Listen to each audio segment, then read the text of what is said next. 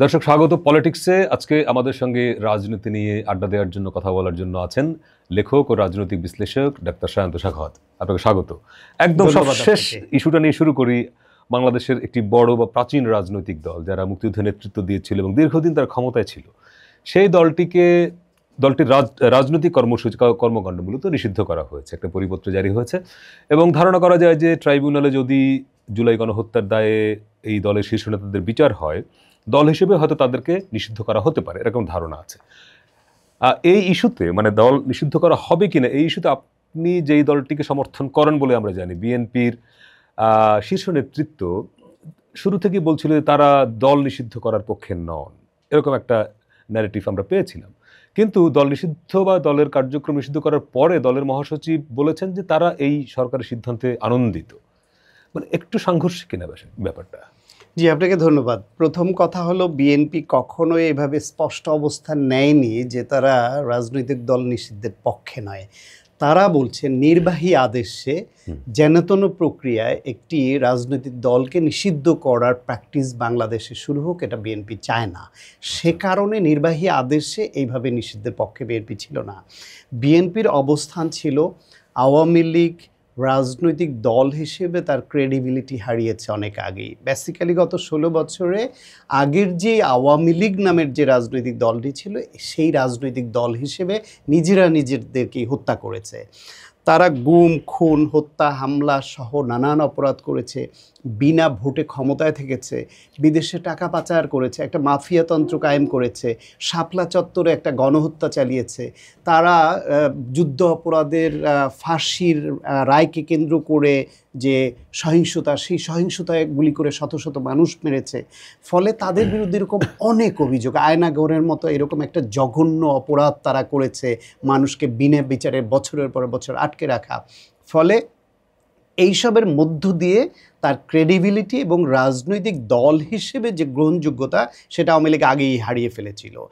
সর্বশেষ পেরেকটা মেরেছে গণহত্যা করে। তারা দেশের জনগণের বিরুদ্ধে, একটি স্বাধীন দেশে সরকার পরিচালনায় যারা আছে, তারা রাষ্ট্রীয় বাহিনীকে হুকুম দিয়ে মানুষের উপর গুলি চালিয়েছে এবং জাতিসংঘের যে প্রাথমিক হিসাব, তাতে অন্তত 1400 মানুষকে হত্যা করা হয়েছে।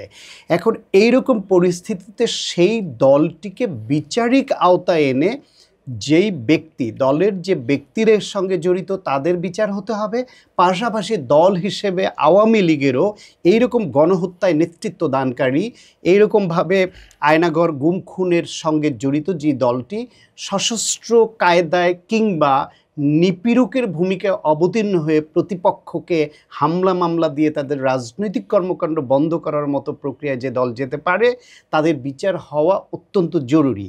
বিএনপি 10 ফেব্রুয়ারি প্রধান উপদেষ্টার সঙ্গে দেখা করে লিখিতভাবে বলেছে আওয়ামী লীগকে বিচারিক কার্যক্রমের আওতায় আনবার জন্য। আবার এপ্রিলের 26 তারিখে আরেকবারও লিখিতভাবে জানিয়েছে, আর মৌখিকভাবে সবসময় জানিয়েছে। সুতরাং দল হিসেবে আওয়ামী লীগকে বিচারের আওতায় আনা এবং তদন্তের মাধ্যমে, বিচারের মাধ্যমে তাদের বিরুদ্ধে যেই ব্যবস্থা নেয়া, এই দাবি বিএনপি সবসময়ই ছিল। নির্বাহী আদেশ এরকম ছিল না। কিন্তু পরবর্তীতে যখন এরকম একটা পরিস্থিতি তৈরি হয়েছে, এই পরিস্থিতিটা তৈরি করেছে আবার আওয়ামী লীগ নিজেই। তারা এদেশ থেকে একটা গণহত্যা করে শেখ হাসিনা তার আত্মীয়, পরিবার পরিজন এবং সিনিয়র অনেক নেতাদের নিয়ে পালিয়েছেন। পরের স্তরের এবং অন্য যেই নেতারা ছিল, তারাও দেশ ছেড়ে পালিয়ে গেছে, কেউ কেউ আত্মগোপনে আছে। সেই অবস্থায় শেখ হাসিনা বা তার দলের কোনো নেতা কর্মীর মধ্যে বিন্দুমাত্র অনুশোচনা নেই, বিন্দুমাত্র অপরাধ বোধ নেই, বিন্দুমাত্র ভুল স্বীকার নেই যে হ্যাঁ, আমাদের সর্বশেষ এই যে গুলি চালানোর সিদ্ধান্তটা ভুল হয়েছে, অনেক লোক মারা গেছে, আমরা এই জন্য মর্মাহত, সেরকম কিছু না করে উল্টা যখন তারা আরও উস্কানি দেন, উস্কানিমূলক বক্তব্য দেন, ছাত্রলীগকে মাঠে নামতে বলেন, হরতালের ডাক দেন, তখন যেটা হয়, এই গণহত্যার মাধ্যমে এবং 16 বছরের ফ্যাসিবাদী আচরণের ফলে এদেশের জনগণ, রাজনৈতিক নেতাকর্মী সহ যাদের মনে ক্ষত তৈরি করেছে, সেই ক্ষতের উপরে ক্রমাগত লবণ ছিটিয়ে গেছে শেখ হাসিনা এবং তার দলের নেতারা। সেই পরিস্থিতিতে যখন ক্ষেপে গিয়ে সবাই, তার মধ্য দিয়ে প্রেসিডেন্ট আব্দুল হামিদ এই স্বৈরাচার সরকারের ফ্যাসিবাদের সময় দীর্ঘদিন প্রেসিডেন্টের দায়িত্ব পালন করেছেন, এবং ওই সরকার প্রেসিডেন্টের ক্ষমতা কম থাকলেও তিনি ওই আওয়ামী লীগের বিনা ভোটে নির্বাচিত এমপি ছিলেন, তিনি সংসদের স্পিকার ছিলেন, তিনি প্রেসিডেন্টের দায়িত্ব নিয়েছেন, তিনি অনেক অপকর্মের সঙ্গে যুক্ত ছিলেন। তিনি যদি সেটা করে থাকেন বিচার হবে, না হলে তিনি খালাস পাবেন, মুক্ত পাবেন। কিন্তু এই অবস্থায় সে আবার এভাবে নির্বিঘ্নে চলে যেতে পারলো, এই সব বিষয় নিয়ে মানুষের মধ্যে রাগ ক্ষোভ আরও বাড়লো। সেই পরিস্থিতিতে আওয়ামী লীগকে এখন এই যে ঝটিকা মিছিল, উস্কানি, নেতাদের এইভাবে চলে যাওয়া মিলিয়ে সরকার ইফেক্টিভ কোনো রোল প্লে করতে না পারায় তাদের এই নিষিদ্ধটা প্রয়োজনীয় ছিল। এবং বিএনপি আগে লিখিতভাবে বিচারিক কার্যক্রমের মাধ্যমে নিষিদ্ধের দিকে যেতে চেয়েছিল। পরিস্থিতি উদ্ভূত হয়েছে এরকম, যেখানে আওয়ামী লীগই নিজের নিষিদ্ধ হওয়ার পথ নিজেরাই তৈরি করেছে, এবং সেটা হয়েছে। ফলে এখন নির্বাহী আদেশে নিষিদ্ধ করলো, বিএনপি বলেছে তারা এই পরিস্থিতিটা তো ক্রমাগত আওয়ামী লীগ তৈরি করেছে।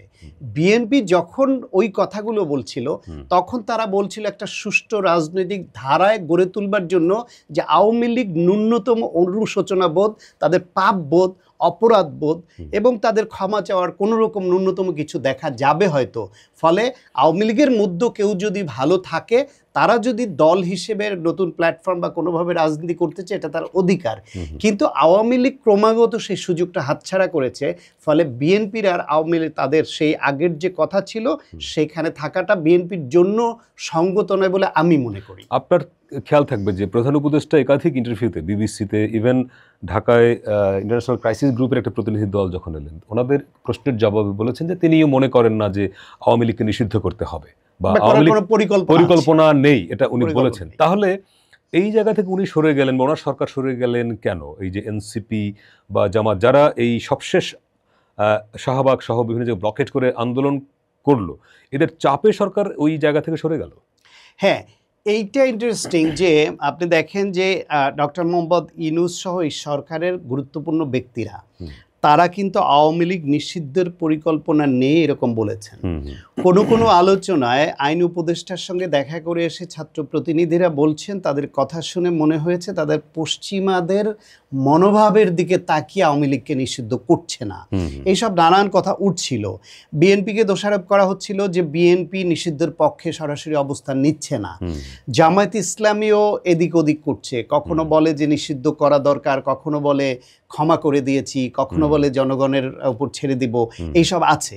কিন্তু সেই পরিস্থিতিতে আওয়ামী লীগের ওই যে আগের কথায় আমি বলেছি, ক্রমাগত তাদের উস্কানি, তাদের নেতিবাচক অবস্থান, তাদের দম্ভ, এবং সর্বশেষ যখন আওয়ামী লীগ সরকারের, ফ্যাসিবাদী সরকারের রাষ্ট্রপতি আব্দুল হামিদ যখন এভাবে চলে যেতে পারলেন দেশ থেকে, এটা নিয়ে এই গণঅভ্যুত্থান, আমি শেষ করি, গণঅভ্যুত্থানের পক্ষের শক্তির মধ্যে ব্যাপক ক্ষোভের সঞ্চার হয়। সেই ক্ষোভ হিসেবে তারা সরকারের প্রতি তাদের যে ট্রাস্ট বা সমর্থন ছিল, সেটা খানিকটা হারিয়ে ফেলেছে হয়তো। সে হারিয়ে ফেলবার জন্য তারা মাঠে নেমেছে যে চাপ প্রয়োগ না করলে এরা কোনো সিদ্ধান্ত নিবে না।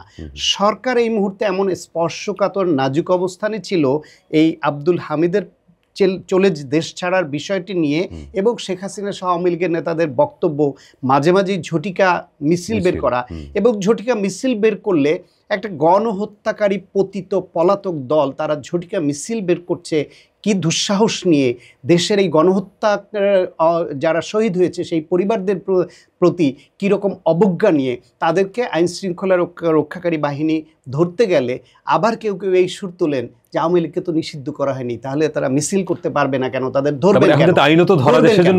রাইট, দেখেন ফ্যাকড়াটা কোথায়।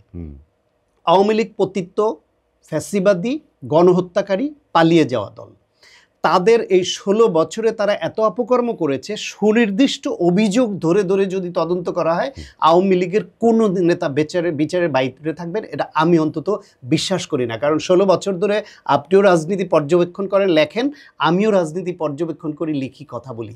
সুতরাং আমরা একটা খোঁজ রাখি, আওয়ামী লীগের কোনো লেভেলের কোনো নেতা বিচারিক আওতায় সঠিকভাবে আসলে দুর্নীতি, টাকা পাচার, ওই অন্যের রাজনৈতিক অধিকার হরণ, অন্যের বাড়িঘর দখল, দোকানপাট দখল, চাঁদাবাজি, মারামারিতে প্রতিপক্ষকে গুম খুনের মতো ঘটনা ঘটানো, একটা দলে 100% লোক এই কাজ করে নাই না। নেতা গোছের আমি বলছি, নেতাদের মধ্যে আপনি এটা পাবেন না, নেতাদের মধ্যে এর বাইরে আপনি পাবেন না। কাউকে কাউকে যদি আপনি মনে করেন প্রত্যক্ষভাবে সে করেনি, কিন্তু পরোক্ষভাবে সে দায়ী, কারণ সে সমর্থন দিয়েছে, সে ওই মিটিংয়ে সিদ্ধান্ত নিয়েছে, সেখানে নোট অফ ডিসেন্ট দেয়নি, সে একমত হয়েছে যে বাংলাদেশে কম গণতন্ত্র বেশি উন্নয়নের পক্ষের প্রবক্তা হয়েছে, সুতরাং এই দায় তাদের নিতে হবে। সেই বিচারের আওতায় সেন্ট্রাল লেভেলের গুরুত্বপূর্ণ নেতাদের কথা হয়ে যেত। সেই পর্যায়ে প্রচুর নেতা, কিন্তু আপনিও চেনেন, সেই অবস্থায় যখন তারা ঝটিকা মিছিল বের করে কোন দুঃসাহস নিয়ে গণহত্যাকারী একটা দল এই রাজনীতির প্রতি অবজ্ঞা নিয়ে, মানে হাউ ডেয়ার দে আর, এবং নির্দেশ দেয় ওপার থেকে ইন্ডিয়ায় বসে শেখ হাসিনা, তখন তাদের মধ্যে নিষিদ্ধ ঘোষিত ছাত্রলীগ ঢুকে পড়ে, তাদের মধ্যে গণহত্যাকারী ঢুকে পড়ে, তাদের মধ্যে খুনি ঢুকে পড়ে ওই আওয়ামী লীগের নাম নিয়ে ওই ব্যানারে। তাদের পুলিশ ধরতে গেলে আবার পুলিশ প্রশাসনকে, সরকারকে প্রশ্নবিদ্ধ করা হয় যে আওয়ামী লীগ তো নিষিদ্ধ হয় নাই, তাদের আপনি ধরছেন কেন? কিন্তু তাদের বেছে বেছে ধরাও তো সম্ভব না। আপনি কয়জনকে বেছে বেছে, যে 10 জন মিছিল করেছে এর মধ্যে এই 3 জন দোষী, এই 3 জন দোষী না, এই 3 জন কম দোষী, এদের পূর্ব এটা সম্ভব? ফলে দেশের আইন শৃঙ্খলা পরিস্থিতি অবনতি করা, আওয়ামী লীগের খুনিদের উস্কানি দিয়ে মাঠে নামানোর সহ যেই সব অপকর্মের অপচেষ্টা তারা চালাচ্ছিল, সেই অবস্থায় এই দলকে এখন কার্যক্রম নিষিদ্ধ করা ছাড়া অন্য কোনো উপায় এদেশে ছিল বলে মনে হয়। একটা বিষয় অনেকে বলার চেষ্টা করেন যে, ধরেন এই সময়ে অন্তর্বর্তী সরকার, তাদের যারা প্রধান স্টেক হোল্ডার, যদি আমরা ধরেও নেই এনসিপিকে, তারা আসলে এই আগামী ডিসেম্বর থেকে জুনের মধ্যে নির্বাচনটা আসলে চায় কিনা, অনেকের মধ্যে সন্দেহ আছে। বিএনপিরও কেউ কেউ এই সন্দেহটা পোষণ করেন যে সরকারের বডি ল্যাঙ্গুয়েজ দেখে তাদের মনে হয় না যে আসলে এই সময়ের মধ্যে নির্বাচন হবে। কিন্তু এই সময় নির্বাচন হলে অ্যাপারেন্টলি যেটা বিশ্বাস করা হয় যে বিএনপি ক্ষমতায় আসবে। তাহলে বিএনপি যেহেতু ক্ষমতায় আসবে, বিএনপি যদি চলে আসে, তখন তো এই সরকার, এদের যে স্টেক হোল্ডার, তাদের তো আসলে গুরুত্ব থাকে না রাজনীতিতে। ফলে তারা চাইবেন যে নির্বাচনটা দীর্ঘায়িত হোক, বিলম্বিত হোক। তাহলে আওয়ামী লীগের এই রাজনীতি নিষিদ্ধ করার মধ্য দিয়ে কি এক অর্থে বিএনপিকেও চাপে ফেলার চেষ্টা করা হলো কিনা? এটা তো উল্টোটাও হতে পারে। এই আওয়ামী লীগের কার্যক্রম বা আওয়ামী লীগকে নিষিদ্ধ করতে হবে, না করলে নির্বাচন নয়, এই দাবি তো এনসিপির। তাদের তো একটা দাবি পূরণ হয়ে গেল। তার মানে নির্বাচনের জন্য যে দাবিগুলো এনসিপি আনছিল, তার মধ্যে অন্যতম দাবি ছিল এই নিষিদ্ধ করা এবং বিচার। সেই দুইটা কাজ কিন্তু গতি পেল এবং একটা অ্যাচিভ হয়ে গেল কার্যক্রম নিষিদ্ধের মাধ্যমে। কার্যক্রম নিষিদ্ধ মানে আলটিমেটলি একটা দলের যদি কর্মসূচি না থাকে, না পারে, আলটিমেটলি এবং এই নিষিদ্ধর ধারাবাহিকতা হচ্ছে একই ধারায় পড়ে যাবে আপনি নির্বাচনী আইনের, সেটা হলো নিবন্ধন বাতিলের বিষয়টা সামনে আসবে। ফলে আপনি ধরে নিতে পারেন যে আওয়ামী লীগের নিবন্ধন বাতিল এখন সময়ের ব্যাপার মাত্র। ফলে আপনার এনসিপি বা অন্য যারা চাইতো, তাদের একটা দাবি তো পূরণ হয়ে গেল। 1, 2 হলো, এটা বাস্তবতা, রাজনীতি হচ্ছে একটা কৌশলের খেলা। এটা কৌশলের খেলা। সেই কৌশলে যেরকম বাংলাদেশে মূলত দীর্ঘদিন ধরে 4টা মেইন প্রধান 2টা দল ছিল, বিএনপি এবং আওয়ামী লীগ, আর তার নিচে আরও 2টা প্রধান দল ছিল যারা রাজনীতিতে ডিসাইডিং ফ্যাক্টর হয়ে উঠত, যে কারণে আওয়ামী লীগ বিএনপি উভয়েই একে অপরের দিকে হাত বাড়াতো, টানাটানি করতো কে তার কার দলে নিবে।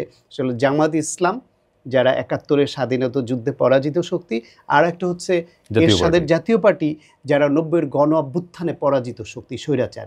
সুতরাং এই 2 পরাজিত শক্তিকে, 2টা মুক্তিযুদ্ধের পক্ষের শক্তি, একটা স্বাধীনতার ঘোষণা দেওয়া সেক্টর কমান্ডার, জেড ফোর্সের অধিনায়ক, একজন মুক্তিযোদ্ধার গড়া দল বিএনপি, আর একটা মুক্তিযুদ্ধের সময় রাজনৈতিক দল হিসেবে যারা নেতৃত্ব দিয়েছিল সেই দল আওয়ামী লীগ।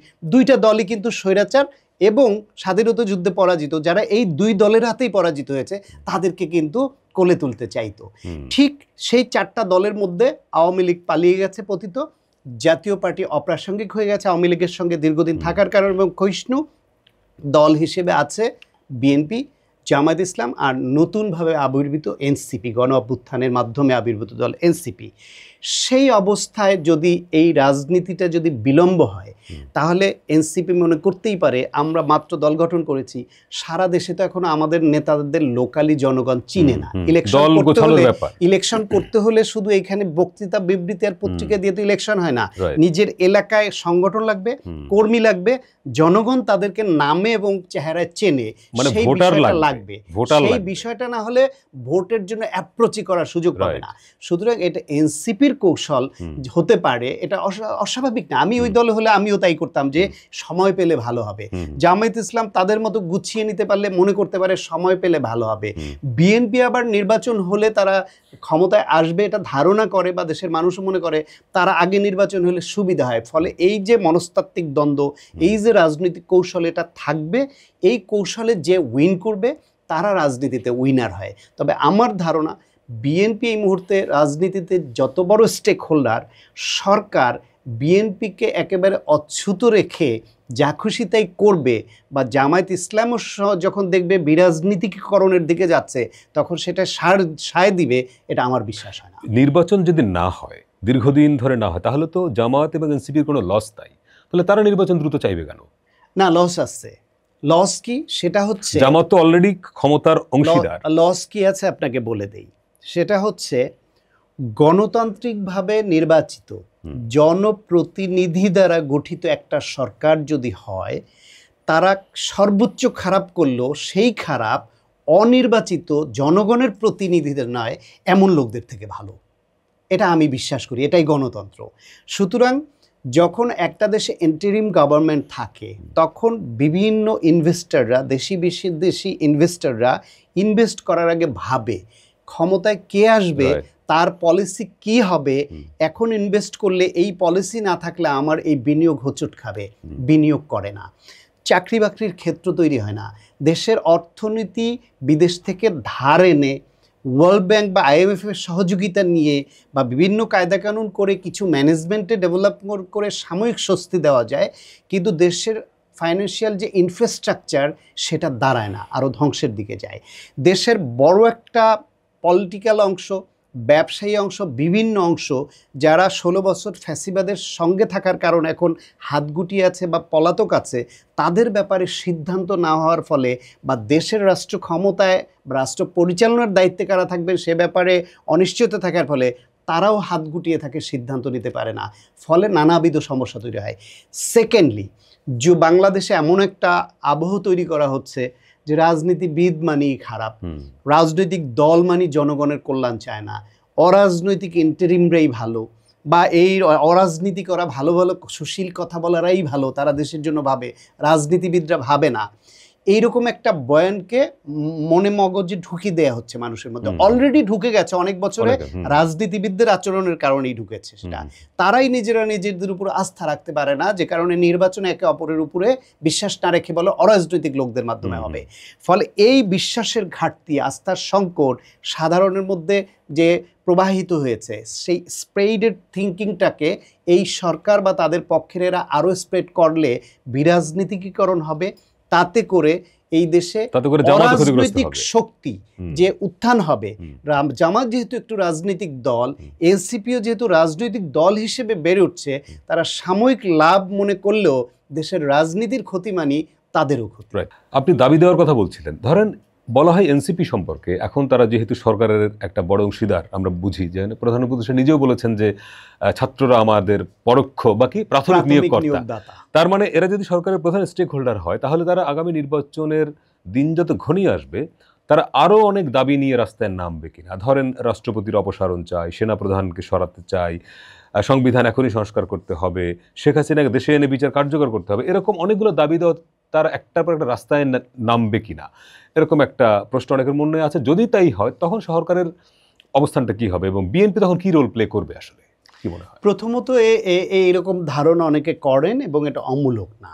অমূলক না এই জন্য যে একটা সরকার তারা যখন নিজেরা নিজেদেরকে দুর্বল হিসেবে প্রতীয়মান করে তখন সেই দুর্বলতার সুযোগ সবাই নেয়, এটা একটা।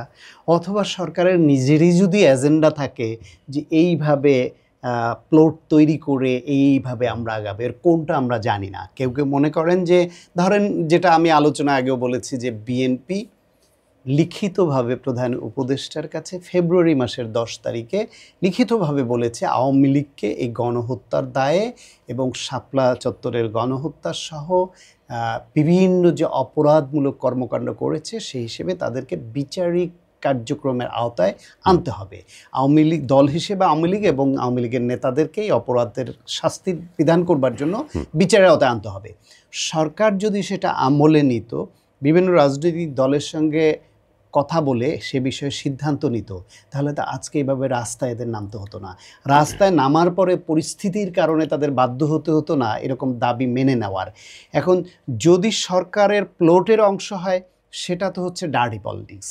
আর যদি তাদের প্ল্যানিংয়ের অংশ না হয়, যে প্রেসিডেন্ট আব্দুল হামিদ সাবেক প্রেসিডেন্ট পালিয়ে যাওয়ার প্রেক্ষাপটে আওয়ামী লীগের ক্রমাগত উস্কানির কারণে ছাত্র জনতার একটা অংশ অন্তত ক্ষুব্ধ হয়ে রাস্তায় নেমেছে, এদের প্রতি এখন যেহেতু এরা গণ অভ্যুত্থানের পক্ষের শক্তি, গণ অভ্যুত্থানে এদের স্বজনরা নিহত হয়েছে, এদের অনেক সহকর্মী আহত হয়েছে, এখনও ঘাটা দগদগে, সেই অবস্থায় সরকার চাইলেই অন্যদের বেলায় যেরকম বাহিনী কর্তৃক আন্দোলন দমনের যে ন্যায়সঙ্গত প্রক্রিয়াও আছে সেগুলোও যদি নেয়, সেটা খুব একটা স্পর্শকাতর অবস্থানে নিয়ে যেতে পারে।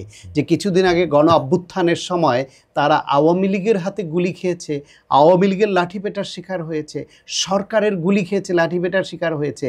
এখন গণ অভ্যুত্থানের পক্ষে তাদেরই নিজেদের সমর্থিত সরকার ন্যায়সঙ্গত দাবি নিয়ে মাঠে নামছে, তাদের উপর সরকার আবার বেপরোয়া আচরণ করছে। এইটা সরকারের জন্য এবং ওই গণঅভ্যুত্থানের পক্ষের শক্তির ঐক্যের জন্য ভালো হতো না। ফলে সরকার একটা স্পর্শকাতর একটা পরিস্থিতিতে পড়ে গেছে যে কী করবে। সেই অবস্থায় আওয়ামী লীগেও যেহেতু ক্রমাগত উস্কানি দেয় এবং গণহত্যা নিয়ে তাদের মধ্যে কোনো অনুশোচনা নেই, কোনো ক্ষমা চাওয়ার লক্ষণ নেই, ভুল স্বীকারের লক্ষণ নেই, আবার হামিদের পালিয়ে যাওয়া, আবার এই ঘটনায় নিষিদ্ধ করতে করল। এখন এই নিষিদ্ধ করার ফলে যদি তাদের তৈরি প্লট না হয়ে থাকে যে প্রতিবাদের কারণে নিষিদ্ধ করতে বাধ্য হইল পরিস্থিতির কারণে, তাহলে যারা মাঠে নামলো তারা তো বুঝে গেল যে এদেরকে এইভাবে প্রেশার না দিলে কাজ হয় না, এবং এভাবে প্রেশার দিলে কাজ হয়। সুতরাং তাদের আরও যে কটা চাওয়া ছিল সেই চাওয়া নিয়ে তারা ভবিষ্যতে পর্যায়ক্রমে মাঠে নামতেও পারে। কারণ তাদের যদি মনে হয় যে এক রিয়েলি তাদের মনের যে চাওয়া, গণঅভ্যুত্থানের সময় তারা গণহত্যার শিকার হয়েছে, আহত হয়েছে, নিপীড়নের শিকার হয়েছে, তাদের ভবিষ্যৎ নিয়ে শঙ্কা আছে যে আওয়ামী লীগের যদি পুনর্বাসন হয় তাহলে আওয়ামী লীগ তাদের ছাড়বে না। সুতরাং তাদের চাওয়া তো তাদের অবস্থান থেকে ন্যায়সঙ্গত। আমি ওই জায়গায় থাকলে আমি এটা চাইতাম যে হ্যাঁ, আমার জীবন তো আমি গণঅভ্যুত্থান করেছি দেশের স্বার্থে, গণতন্ত্রের স্বার্থে, মানুষের স্বার্থে ঝুঁকি নিয়েছি। এখন আবার আওয়ামী লীগ পুনর্বাসিত হবে, তারা আমার বিরুদ্ধে উল্টা বিচারের আওতায় আনবে আমাকে, এটা তো হতে পারে না। সুতরাং ওই চেষ্টা ন্যায্য, সেই বিবেচনায় এটা তারা আনতে পারে। এইখানে সরকারের মোটিভ, তাদের ক্যাপাবিলিটি, তাদের ইচ্ছার উপর ডিপেন্ড করবে ক্রমাগত দাবি নিয়ে এইভাবে আগাবে নাকি রাজনৈতিক সমস্যা রাজনৈতিকভাবে সমাধান করবে এদের সঙ্গে কথা বলে বসে এবং বিচারিক প্রক্রিয়ার মাধ্যমে। আমি যাকে নিয়োগ দিলাম, সরকারের প্রধান বললেন এই ছাত্ররা আমার প্রাথমিক নিয়োগদাতা, একজনকে ইন্টারন্যাশনাল একটা স্টেজে তুলে ধরে বললেন আমাদের মাস্টার মাইন্ড, তাকে এনে পরে উপদেষ্টা বানালেন। ছাত্রদের প্রতিনিধি তিনজন উপদেষ্টা হলেন, তার মধ্যে প্রধান দুইজন যারা রাষ্ট্র পরিচালনার বিভিন্ন জায়গায় গুরুত্বপূর্ণ সিদ্ধান্তে অংশীদার, তার মধ্যে একজন এক সময় আবার বের হয়ে এসে এনসিপির দায়িত্ব নিল। দুই ভাই একসঙ্গে ছিল, বেসিক্যালি তিন ভাইয়ের মধ্যে এক ভাই একটু আলাদা ধরনের ভাই, আর দুইজন ভেরি গুড টিউনিং, একদম তারা কথা বললে মনে হয় কোরাস গাইছে, সলো কোনো সঙ্গীত নাই তাদের। তার মধ্য থেকে এক ভাই গেল যে তুমি দলটা চালাও, আমি সরকারে আছি। সুতরাং এদের সঙ্গে এইরকম বোঝাপড়া, এরকম সম্পর্ক, সেই সরকারের কাছে কেন শাহবাগকে ব্লকেট দিয়ে দাবি চেয়ে আদায় করতে হলো, এই প্রশ্নটাও মানুষের মধ্যে আছে। ফলে রাজনীতি নিয়ে আওয়ামী লীগ ট্রিকি গেম খেলে দেশকে রাজনীতি শূন্য করেছে, তার খেসারত দিয়েছে। যদি আবার রাজনীতি নিয়ে এইসব বিষয় নিয়ে এই সরকার বা তার ভেতরের কোনো অংশ এরকম ট্রিকি গেম খেলতে চায়, তাহলে তাদের পরিণতিও খুব ভালো হবে, এটা আশা করবার কারণ নাই। কারণ এদেশের মানুষ অত্যন্ত রাজনীতি সচেতন। চায়ের দোকানে যে পরিমাণ পলিটিক্স হয়, আমরা নিজেরা বসলো অতটা পলিটিক্স নিয়ে পড়ে থাকি না। সেই দেশে আপনি এখন যে আলোচনা করছি, এই আলোচনায় অন এয়ারের পরে হয়তো এরই কোনো অংশ নিয়ে কোথাও না কোথাও হয়তো আলোচনা হবে। সে দেশে এদের কারো কোনো কথা, ভূমিকা, আচরণ কিছুই গোপন থাকে না।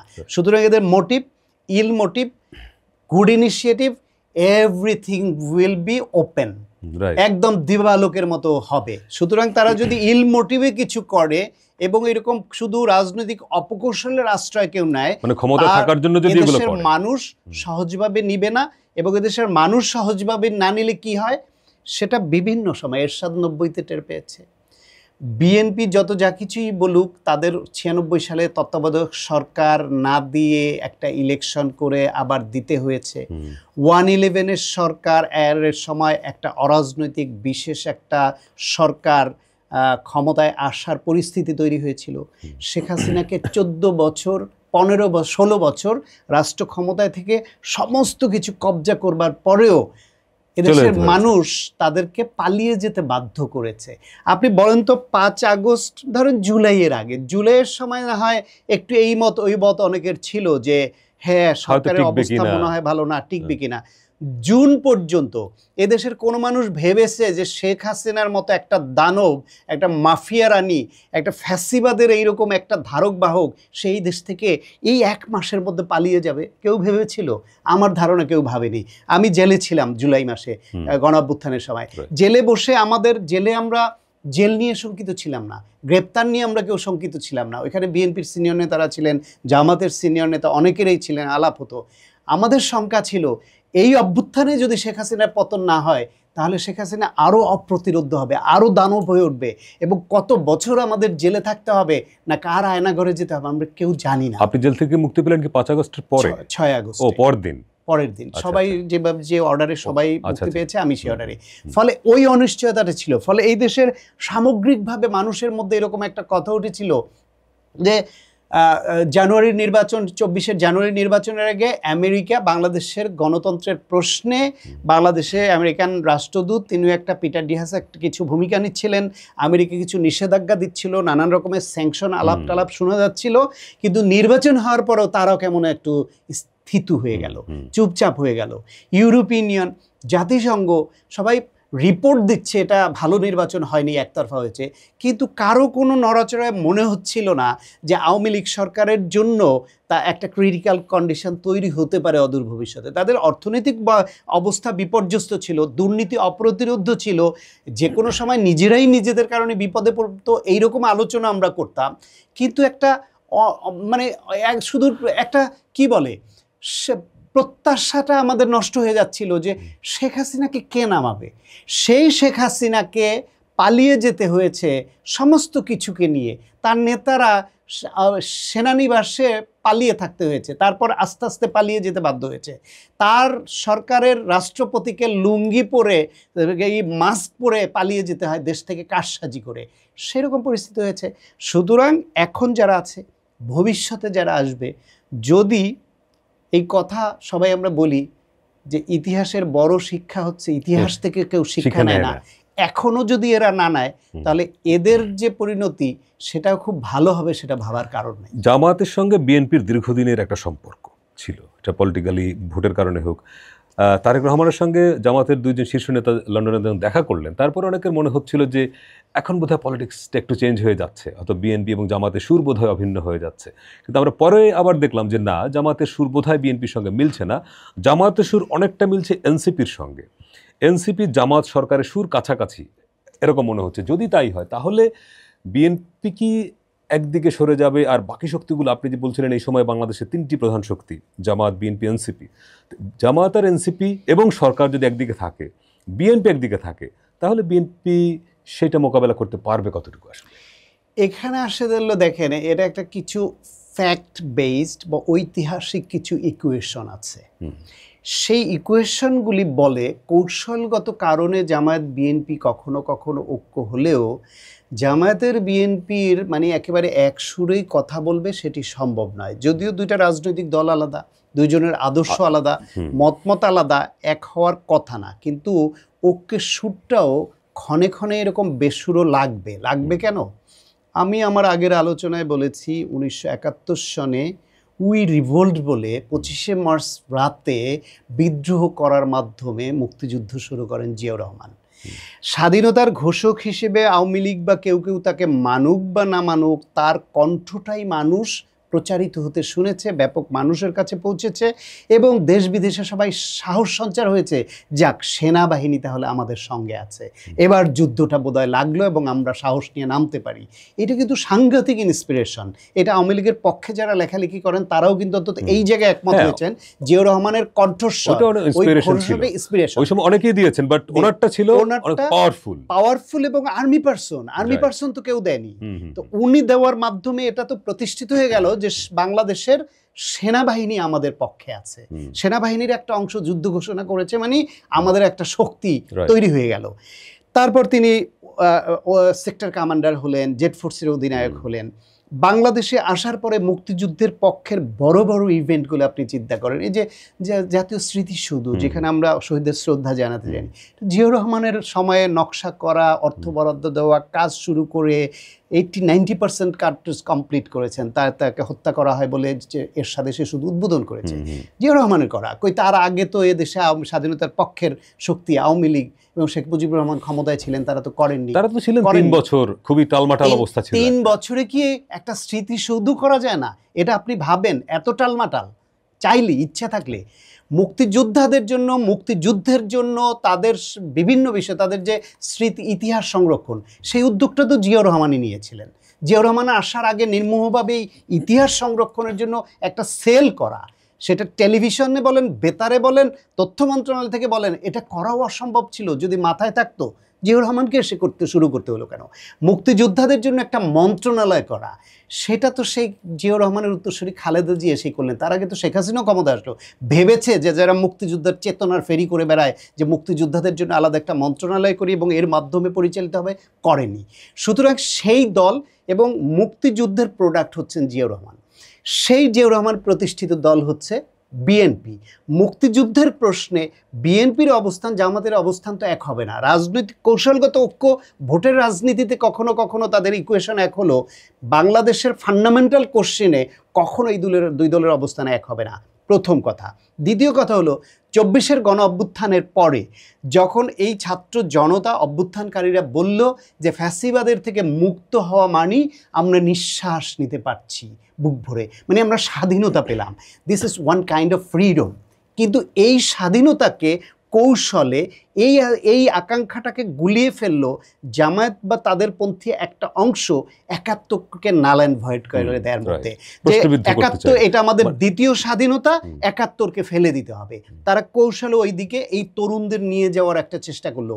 সেই তারই অংশ হিসেবে সংবিধানকে ছুঁড়ে ফেলে দেওয়ার এবং কয়েকদিন আগে আওয়ামী লীগের নিষিদ্ধের দাবিতে শাহবাগে যে সমাবেশ, সেখান থেকে গোলাম আজমের বাংলাদেশ এরকম স্লোগান এসেছে। হ্যাঁ, সেটা বলছি, সেখানে আপনার সংবিধানকে পুরোপুরি ছুঁড়ে ফেলে দেওয়ার প্রশ্ন আসলো।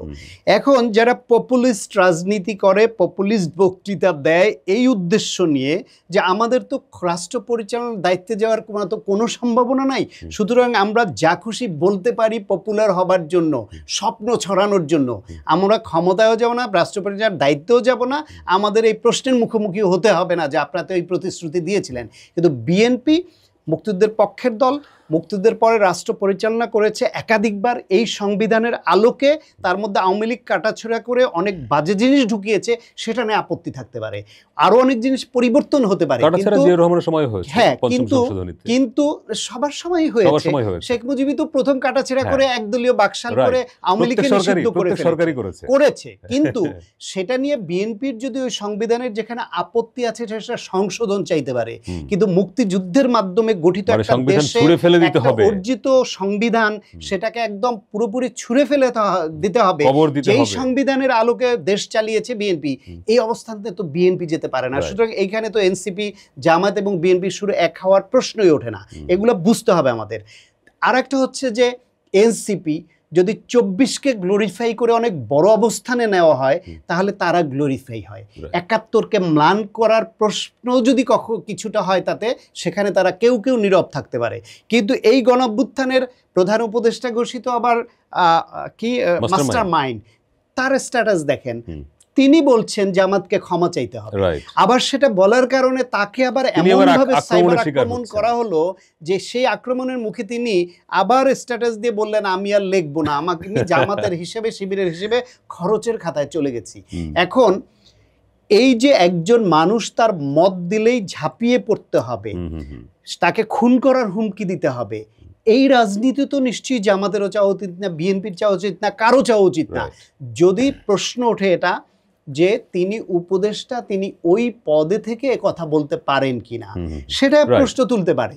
সেইটা আপনি বাংলাদেশের বিভিন্ন উপদেষ্টারা আমি দেখি যে মাঝে মাঝে হাসিও পায়, তাদের সিদ্ধান্ত প্রকাশিত হওয়ার আগে বের হয়ে একটা স্ট্যাটাস দিয়ে নেন, এইটা হতে যাচ্ছে, এটা চূড়ান্ত।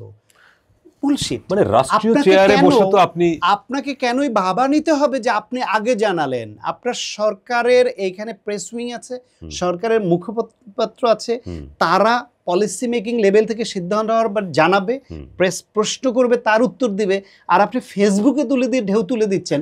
এই কারবারটা করে, কিন্তু এই কারবারটা করার পরে আবার যাদের পক্ষে যায় তখন কিন্তু চুপ থাকে।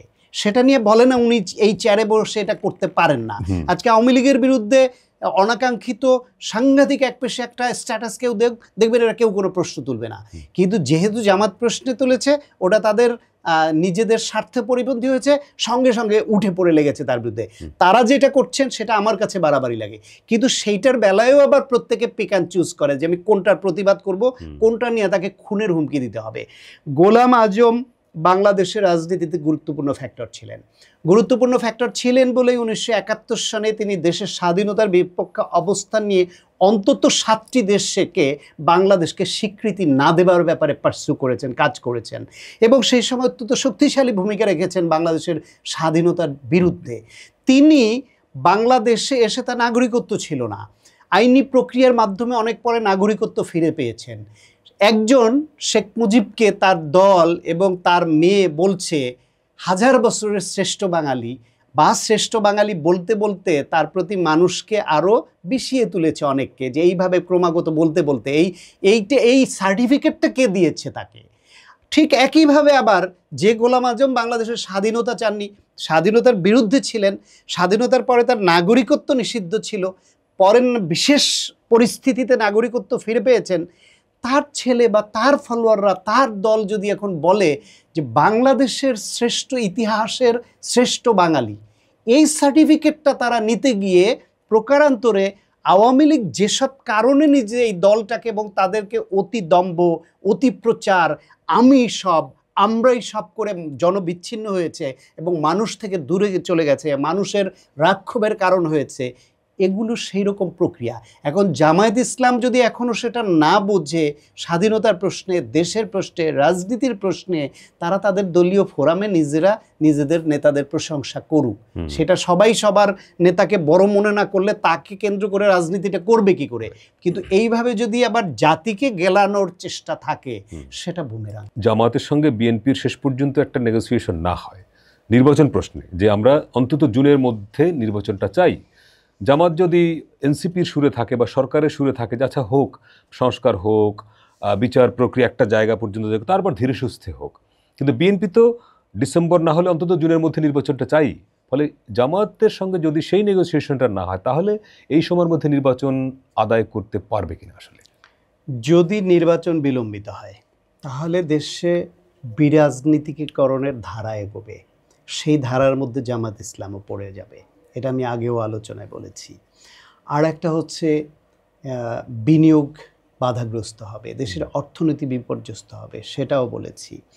এবং এই যে গণঅভ্যুত্থানের পক্ষের শক্তিগুলোর মধ্যে অনৈক্য বাড়ার সম্ভাবনা আছে, এবং যত নির্বাচন পেছাবে, যত সরকার নানান রকমের কৌশলের আশ্রয় নেবে এবং সেই কৌশলকে কেন্দ্র করে জামাত ইসলাম, এনসিপি বা বিএনপিও তাদের মতো করে কৌশল নিয়ে আগাতে থাকবে, তখন গণঅভ্যুত্থানের পক্ষের শক্তিগুলোর মধ্যে অনৈক্য বাড়বে, দূরত্ব বাড়বে।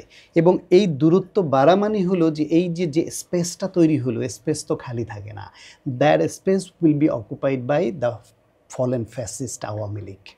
পতিত পলাতক ফ্যাসিবাদের জন্য ওই স্পেসটা গুরুত্বপূর্ণ, সুতরাং জামায়াত যেহেতু একটি রাজনৈতিক দল, তারা নিশ্চয়ই দেশের স্বার্থে, রাজনীতির স্বার্থে এটা ভাববে যে কারসাজি করে নির্বাচন পেছানোর ওই প্রক্রিয়া আমরা যুক্ত হয়ে দলীয় যে লাভটুকু পাই আদৌ সে লাভ পাবো কিনা, এবং সেটা করতে গিয়ে দেশের কি ক্ষতি হবে, অথবা পতিত ফ্যাসিবাদ কীভাবে আবার এই স্পেসে ঢুকতে পারে, এইসব ইকুয়েশন তো আছেই। এক, দুই হলো বিএনপি এবং জামায়াতের মধ্যে নির্বাচনের প্রশ্নে আসলে খুব বেশি দূরত্ব আমি দেখি না। এটা আলোচনার মাধ্যমে বিভিন্ন সময় আসে, ফাইনালি দেখ বিএনপি কিন্তু শুরু থেকেই বলছে যৌক্তিক সময়ে, তারপরে বলছে ডিসেম্বরের মধ্যে নির্বাচন, কারণ জানুয়ারির মধ্যে হলেও অসুবিধা নাই।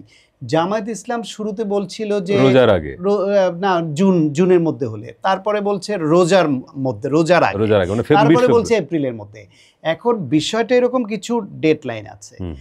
বাংলাদেশের নির্বাচনের জন্য সবচেয়ে উপযোগী সময় হচ্ছে নভেম্বর থেকে জানুয়ারি, এই টাইমটা পরিবেশ সবকিছু মিলিয়ে প্রচারণা, বাংলাদেশের মানুষ তো ভোটকে উৎসব হিসেবে নেয়। আপনার নির্বাচনী ক্যাম্প হবে, মানুষ চা খাবে, আড্ডা দিবে, মিছিল করবে, তারপরে ভোটের নিয়ে কথা বলবে, বাড়ি বাড়ি যাবে, একটা উৎসব। সেইখান থেকে যদি আপনি এইবার চিন্তা করেন, এই ফেব্রুয়ারি মাসের মাঝামাঝি রোজা শুরু হয়ে যাবে, রোজার মধ্যে তো নির্বাচন হতে পারে না। আবার রোজার পর পর আপনার শুরু হয়ে যাবে কিছুদিনের মধ্যে এই ইন্টারমিডিয়েট পরীক্ষা। ইন্টারমিডিয়েট পরীক্ষার মধ্যেও তো জাতীয় নির্বাচনের মতো এত একটা বড় ব্যাপার হতে পারে না। পরীক্ষা এপ্রিল মেতে শেষ হলে জুন থেকে এসে আবার আবহাওয়া খারাপ হয়ে যায়, ফলে মার্চও না, মধ্য ফেব্রুয়ারিতে তো রোজা। আচ্ছা, হ্যাঁ, তাহলে আপনাকে করতে হবে জানুয়ারির মধ্যে। ইভেন এটাও দেখতে হবে যে আপনি একটা জাতীয় নির্বাচন যদি দেন, সেই নির্বাচনের পরে একটা সরকার শপথ নেওয়ার 1-2 সপ্তাহের মধ্যে রোজা চলে আসলো, মার্কেট ব্যবস্থাপনা কিভাবে করবে? রোজার সময় বাংলাদেশের ব্যবসায়ীরা যে সিন্ডিকেট করে, দাম বাড়িয়ে দেয়, হুট করে আজকে শপথ নিয়ে কালকে নির্বাচনের জন্য ভালো সময় ডিসেম্বর, বড়জোর মধ্য জানুয়ারি, এর মধ্যেই হতে হবে। যদি এর মধ্যে কোনোভাবে এদের অনৈক্য হয়, বিএনপি বাংলাদেশের বৃহত্তম রাজনৈতিক দল, তাদের চাওয়া এটা। জামায়াত ইসলাম একটু সুর দুই দিক রাখছে, আমার মনে হয় এটা রাজনীতির কৌশলের খেলা। নিশ্চয়ই রাজনীতিতে যেদিকে সুবিধা হয় সেদিকে যাবে, নিশ্চয়ই রাজনীতিতে পর্দার আড়ালেও তো অনেক আলোচনা হয়। সেই আলোচনায় বিএনপি বড় দল হিসেবে তারা যদি সরকার পরিচালনায় আসে, সেখানে জামাতের সম্ভাব্য অবস্থান কি হতে পারে, তাদের স্টেক কি হবে, তাদের ভবিষ্যৎ রাজনীতি ধারণ নিয়ে বিএনপির সঙ্গে রিলেশনটা কি হতে পারে, এই বিষয়ে কিছু ফয়সালা হলেও হতে পারে, আলোচনায় আসতে পারে, আমি জানি না।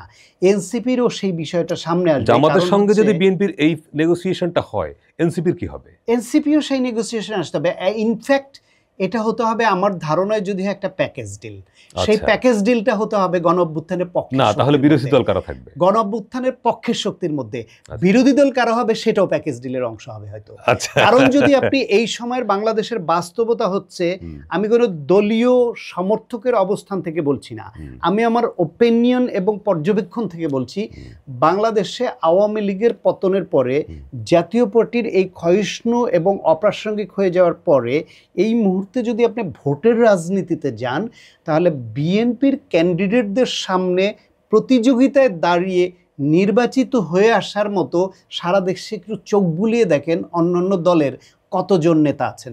অনেক ছোট দলের বড় নেতা যাদেরকে সারা দেশের মানুষ চেনে, খুব নির্বাচনের মার্কায় তিনি যখন দাঁড়াবেন বিএনপির বাইরে গিয়ে তার দল বা তার নামে, তখন অনেকেরই জামানত বাজেয়াপ্ত হওয়ার ঘটনা অতীতে ঘটেছে। স্টার লিডার, ন্যাশনাল লিডার, কিন্তু সুষ্ঠু নির্বাচন হলে ভোটের রাজনীতিতে জামানত মার্কায় হেরে যায়।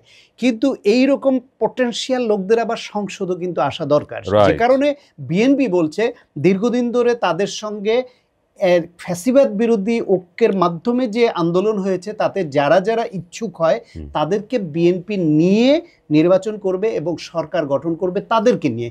তাদের অনেকে হয়তো মন্ত্রী পরিষদও জায়গা পাবে, এবং একটা জাতীয় সরকারের কথাও বলছিল। জাতীয় সরকারের কথা বলছে। জাতীয় সরকার মানে কাউকে তো জোর করে এনে ঢুকানো যাবে না। যারা একই সঙ্গে ফ্যাসিবাদ বিরোধী আন্দোলন করা রাজনৈতিক দল এবং বিভিন্ন ব্যক্তি যারা ইচ্ছুক বিএনপির সঙ্গে একইভাবে নির্বাচন করতে এবং সরকার পরিচালনায় অংশ নিতে, তাদেরকে বিএনপি সঙ্গে রাখবে দেশের স্বার্থে, বিএনপির স্বার্থে, রাজনীতির স্বার্থে। সেই ক্ষেত্রে জামায়াত ইসলাম যেহেতু তাদের একটা বড় রাজনৈতিক দল, ভিন্নতর নিজস্ব আদর্শভিত্তিক রাজনীতি করে তারা হয়তো ওর মধ্যে ওইভাবে আসবে না। তাহলে প্রধান বিরোধী দলের প্রশ্ন আসে, যা এনসিপি বিরোধী দলে যাবে কিনা বা কী হবে সেই প্রশ্ন আসে। এদের অনেকেরই দল হিসেবে বা ব্যক্তি হিসেবে ইমেজ থাকলেও ভোটের রাজনীতিতে তো একটা প্রশ্ন। এখানে অনেকে এই আশঙ্কাও করেন যে এককভাবে ওইরকম ইলেকশন হলে বিএনপি একাই যদি 250 বা তার বেশি আসন পেয়ে যায়, তাহলে তো বিএনপি সেই ব্রুট মেজরিটি নিয়ে আবার রাজনীতিতে আবার দানব হয়ে ওঠে কিনা, আবার স্বৈরতান্ত্রিক আচরণ শুরু করে কিনা, এই ভয় তো কারো কারোর মধ্যে আছে। ফলে বিএনপি রাষ্ট্র পরিচালনার দায়িত্বে আসলেও তারা যেন ওই রকম সবাই যেন বিচ্ছিন্ন হয়ে পড়ে, মানে সংসদে ঢোকার সুযোগ থেকে বঞ্চিত হয়ে পড়ে, এইরকম আবহ যেন তৈরি না হয়। এটা কিন্তু হেলদি রাজনীতির জন্য কিন্তু সবই এক দলের হয়ে যাওয়া হেলদি। আপনার 1973 নির্বাচনে যখন আওয়ামী লীগ এইভাবে সব নিয়ে নিল, যেখানে আপনার অলি হাদের মতো মানুষও সংসদে যাওয়ার সুযোগ পায় না, ইঞ্জিনিয়ার রশিদের মতো লোককে হারাতে হয় ভোট কারচুপি করে, এইখানে 10-20টা আসন যদি ছেড়ে দেয়া যেত, ন্যাপ মুজাফফর লিখেছেন এটাও যে অন্তত 20-30টা আসন যদি থাকতো বিরোধী দলে কি হতো, সংসদটা প্রাণবন্ত হতো। সংসদে ওই কয়েকজন ভোকাল চৌকস পটেনশিয়াল পলিটিশিয়ানের কারণে আওয়ামী লীগ সমালোচনার মুখে পড়তো, চাপে পড়তো। তারা লোক দেখানোর জন্য হইলো রাষ্ট্র পরিচালনা আরেকটু বেটার করতে বাধ্য হতো বা সেরকম পরিস্থিতি তৈরি হতো। আওয়ামী লীগ ধ্বংসের মূলে কিন্তু এই যে আমি সব, এই মনোভাব। এখন বিএনপিও যদি হবে আমি সবের কাতারে এরকম পড়ে যায়, ওটা একটা আশঙ্কা কেউ কেউ করেন। কিন্তু গণতন্ত্র হচ্ছে ভোটের অধিকারের রাজনীতি, সেখানে আপনি এখন ওইটা হবে বলে নির্বাচনকে আবার বিলম্বিত করবেন, এটাও তো কোনো কথা না যে এই মুহূর্তে ইলেকশন হলে বিএনপি বেশি আসন নিয়ে যাবে।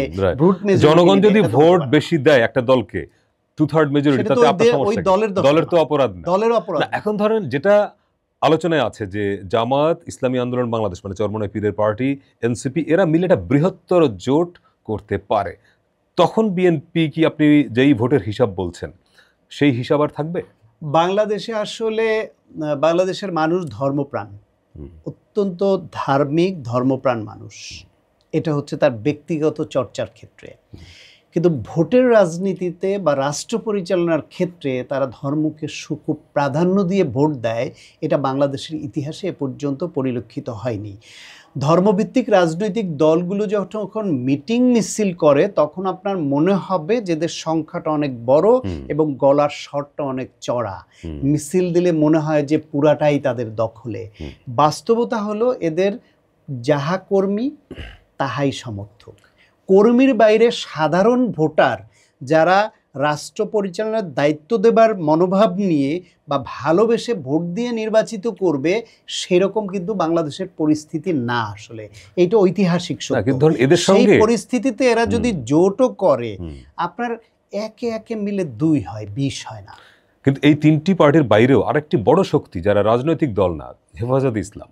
রাজনৈতিক দল না হলে তারা কিন্তু রাজনৈতিক শক্তি, এবং এদের তো প্রচুর ভোট, মানে আমি বলছি এই অর্থে যে মাদ্রাসা কেন্দ্রিক যে একটা বিরাট গোষ্ঠী, তারা কি এই দলগুলোর সঙ্গে যদি জোট হয় এই ভোটগুলো কারা পাবে? বিএনপি পাবে? হেফাজত ইসলাম কেন্দ্রিক ভোট? হেফাজত ইসলাম যদি তাদের দলগতভাবে সিদ্ধান্ত নেয় যে কোনো বিশেষ দল বা গোষ্ঠীকে তারা ভোট দিবে, তারা কিছু এরিয়াতে, যেই এরিয়াতে ধরেন তারা যারে সমর্থন দিবে না তার সঙ্গে যারে সমর্থন দিবে তার সঙ্গে ভোটের পার্থক্য 2-4 হাজার 2-1 হাজারের ব্যবধানে জয় পরাজয় নির্ধারিত হতো, এইরকম কিছু কিছু আসনে ফ্যাক্টর হয়ে উঠতে পারে।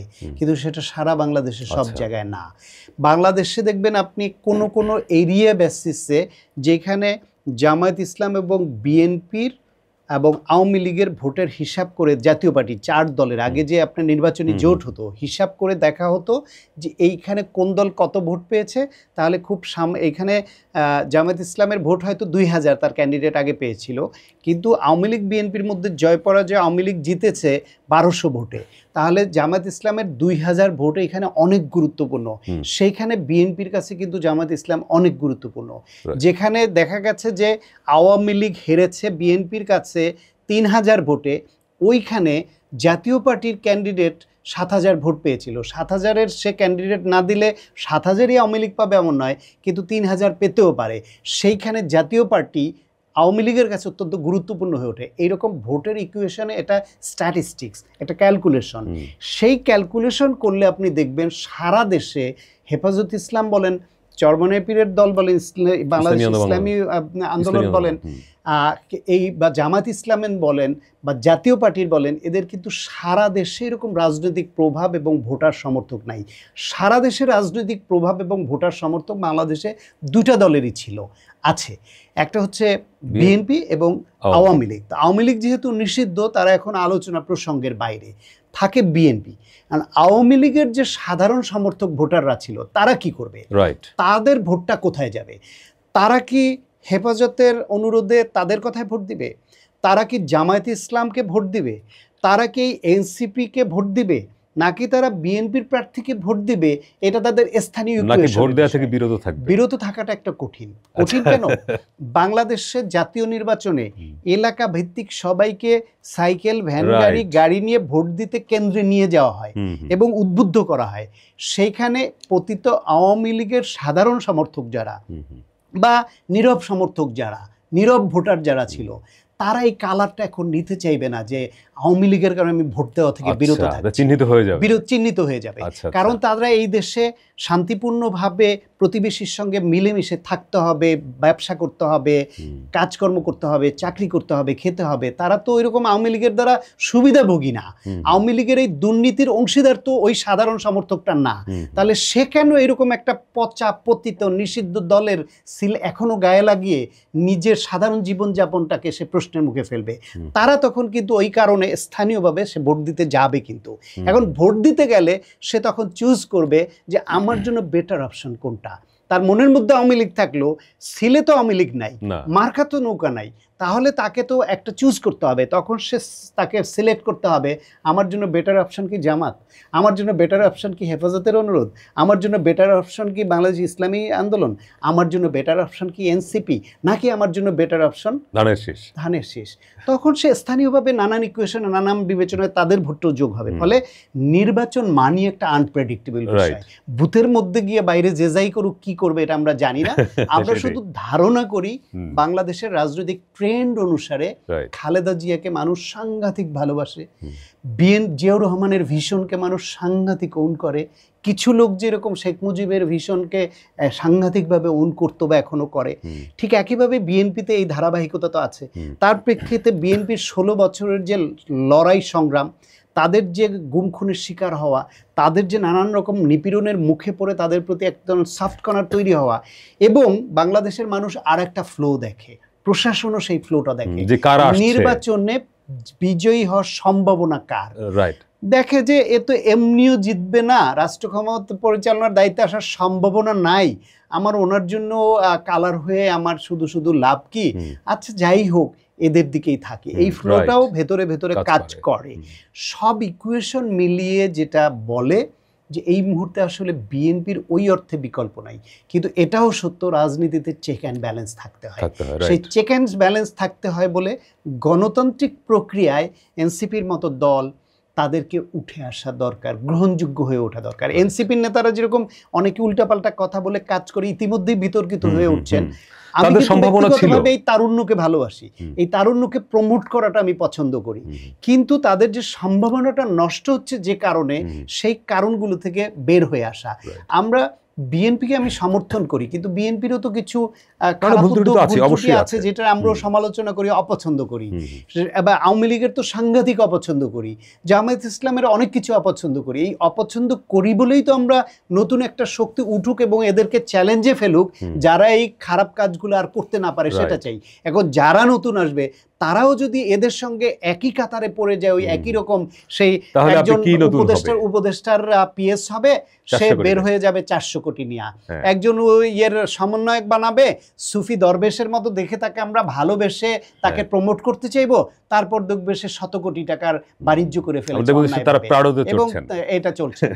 দেখবো যে ছাত্রনেতার হাতে আগে সাধারণ একটা ফোন ছিল, তার হাতে এখন দামি অত্যন্ত দামি ফোন তার হাতে শোভা পাচ্ছে, তিনি প্রতিদিন প্রতি টক শোতে আলাদা আলাদা পাঞ্জাবি পরছেন, দামি ঘড়ি পরছেন, এইসব যখন দেখি, তার অফিসটা যখন এখন ছবি তুলে বলেন এই গর্জিয়াস অফিস, তখন না অনেকের মনে প্রশ্ন ওঠে যে এই অর্থের উৎস কোথায়? তাহলে তারাও কি এতদিন ধরে ট্র্যাডিশনাল পলিটিক্স করবার কারণে যাদের আমরা অনেক কিছুই অপছন্দ করে আসছি, তারা কি তার থেকে বেটার কিছু দিতে পারছে? আমাদের যে প্রত্যাশা তৈরি হচ্ছিল, সেই প্রত্যাশায় কি তারা হোঁচট খাওয়ালো কিনা? ফলে এখনো সময় আছে আমার মনে হয় এইরকম তারুণ্য, এইরকম নতুন রক্ত, টকবগে রক্ত, যারা জীবনের ঝুঁকি নিয়ে মৃত্যুর মুখে গিয়ে দেশের জন্য, মানুষের জন্য নামতে পারে, তারা একটু স্বার্থের ঊর্ধ্বে উঠতে পারলেই, যে আমাকে ক্ষমতায় যেতে হবে কেন, আমাকে এমপি হতে হবে কেন, আমার টার্গেট দেশ এবং দেশের মানুষকে ভালো রাখা, দেশকে দেশের মানুষকে ভালো রাখলে দেশের মানুষই ভালোবেসে আমায় রাষ্ট্র পরিচালনার দায়িত্ব কালকে দিবে। আমি আমার সিদ্ধান্তে অটল থেকে দেশের জন্য, মানুষের জন্য রাজনীতি করি। এই ইকুয়েশন, ওই ইকুয়েশন, এর সুরে কথা বলা, এই চালাকি করা, এই টাকার মালিক হওয়া, এই গাড়ির বহর নিয়ে যাওয়া, এর ধমক দেওয়া, এ চাকরি করতে পারবে, এ চাকরি করতে পারবে, এটা তো তাদের দায়িত্ব না। রাইট। অনেক ধন্যবাদ শান্ত সাখাওয়াত। আমাদের আজকে শেষ করতে হচ্ছে। দর্শক, এই ছিল আমাদের আজকের পলিটিক্সে। কথা হবে আগামী সপ্তাহে অন্য কোনো গেস্টের সঙ্গে। সে পর্যন্ত ভালো থাকবেন।